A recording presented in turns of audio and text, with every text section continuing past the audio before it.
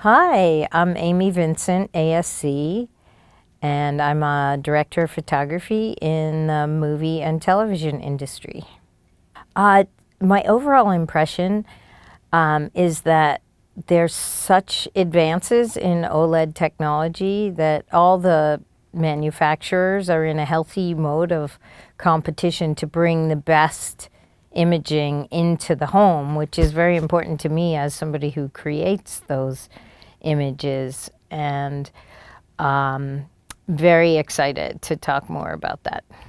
The perfect black was hands down the most exciting thing for me to see because I work a lot in the shadow and I work at a very heavy black contrast level in most of my image origination. And I was delighted to see just the difference, the comparison between a matte screen and a glossy screen. And the glossy screen has the ability to really dig deeply into the toe of the curve in terms of detail in the darker areas of the frame, which is something that is a big part of my own work creatively. Dynamic tone mapping allows us to set the detail level in the highlights in the frame, therefore preserving the original intent of the filmmaker. And that is something that I think also carries on in the filmmaker settings that LG has put into the new OLED. For me, because I work in extremes in my lighting, and very, very dark in some parts of the frame and bright in other parts, it allows my intention to stay with the material and be shown on the screen. From the perspective of my profession as a cinematographer, I think the biggest strength of the LG OLED is that I can sit in the color suite doing final color for any given project and have the confirmation that the way that it looks when it goes into people's living rooms is the same as my intent in the room. And it's a way to bring those two worlds together for me. And it's, I very much embrace the technology, and I can watch that at the same time as watching the waveforms and feel confident that my work and the director's work is going out into living rooms in the way that we intended. And that would be Hustle and Flow.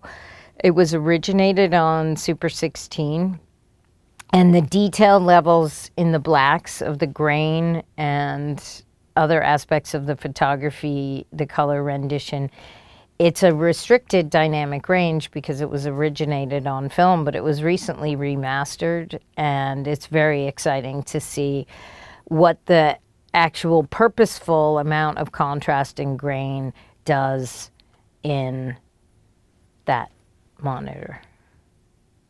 I would really love to watch Society of the Snow, photographed by Pedro Luque.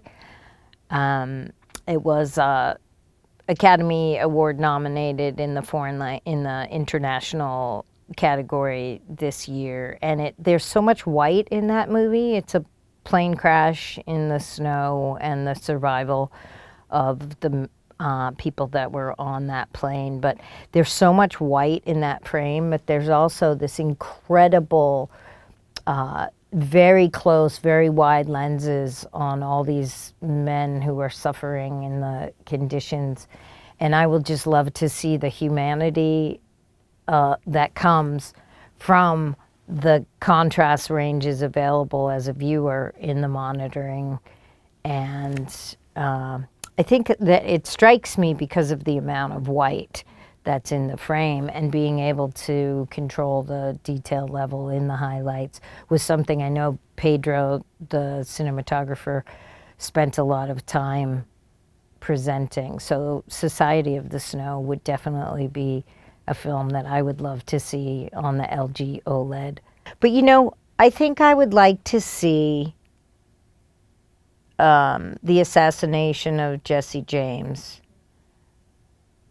because there's very nuanced lensing and color work with a lot of halation, and there's incredible contrast ranges in that movie, and I would love to, yes. You know, another cinematographer might also say this, but seeing Wong Kar-wai's In the Mood for Love, amazing. That would be something that I would really love to see. Christopher Doyle is the cinematographer, and the imaging in that movie is so deeply connected to the performances. And that's what's interesting to me. Of course, I'm interested. I'm a technician, but I'm also interested in engaging with visual storytelling and character. And I think to really study a work that I know the power of the visual storytelling and the performances, and to be able to see how it resonates on the LG OLED screen is going to be a real thrill. Well, absolutely, hands down, I would recommend when watching at home that every audience member watches in filmmaker mode. It's the most amazing thing to happen, and it puts the filmmaker's original intent in front of the viewer without a bunch of interpretation or questioning, because we work in an art form where creative intent is used to empower visual storytelling, and I think it's a really wonderful thing, and it profoundly affects how I feel about finishing my own work, knowing that there's a setting in somebody's living room that they can push a button and know what myself and the director and the final colorist all intended for the movie. A Nice Indian Boy, I came to collaborate with a director who's also a practicing oncologist. That's a pretty interesting part of the story. It's a gay romantic comedy about a traditional Indian family and them welcoming a non-Indian into their family.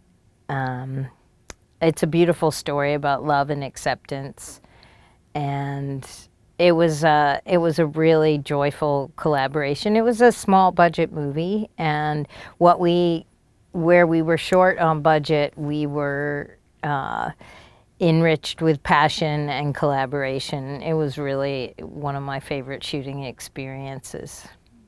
My biggest concern was being able to offset.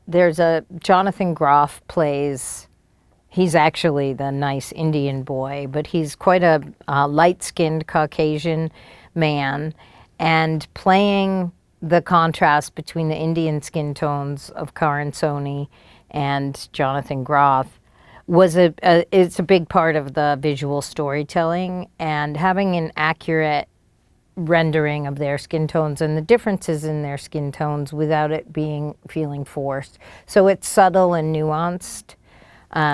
The Indian skin tones are also, there's quite a range within the family in the story. And on top of that, we have two different big wedding celebrations in the movie, and being able to render the color information in the costuming was really important. The costumes were all custom made to the characters, and the color rendition of those was a very important part of the origination.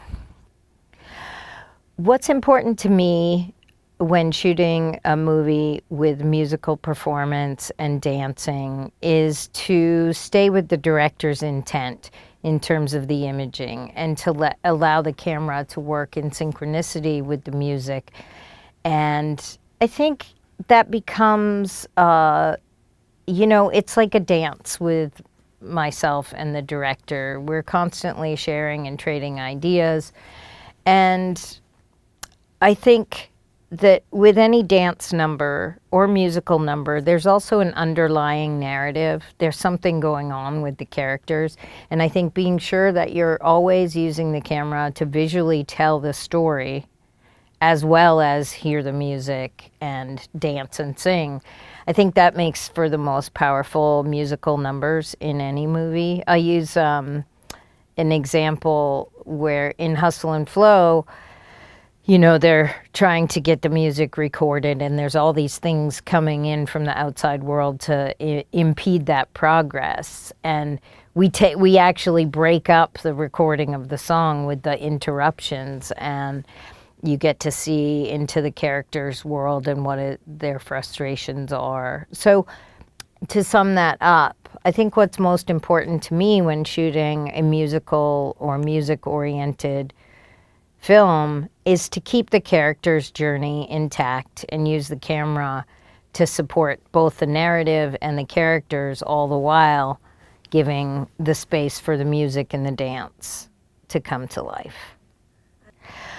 Oh gosh, there's always a new one, and then there's always, I think the piece of work that I'm most proud of is probably my very first film as a cinematographer, and that was Eve's Bayou. 1996 was the year of image capture on Eve's Bayou, and I think because it was my first, I didn't really know all the politics and all the other things that can come in to the creative journey. And so there was a certain naiveness that led to a passionate level of image capture. And I sometimes wish I could go back there. I also really love Hustle and Flow because that film was actually, the story of the film was actually reflected in the process of making the film. We did not have a lot of resources. We were going to get that movie made by whatever means necessary, which is a very similar creative journey to what our main character, played by Terrence Howard, was going through. And Hustle and Flow is a movie about creativity and about collaboration. And I think that is, those two things, creativity and collaboration, are what propels us forward. And no matter what the technologies are, you can't make a movie without creativity and collaboration. So to all the movie fans out there, the people that are gonna watch Hustle and Flow again in the remastered version, or as soon as A Nice Indian Boy comes into your living room, I hope you'll watch it in filmmaker mode. That makes me so happy.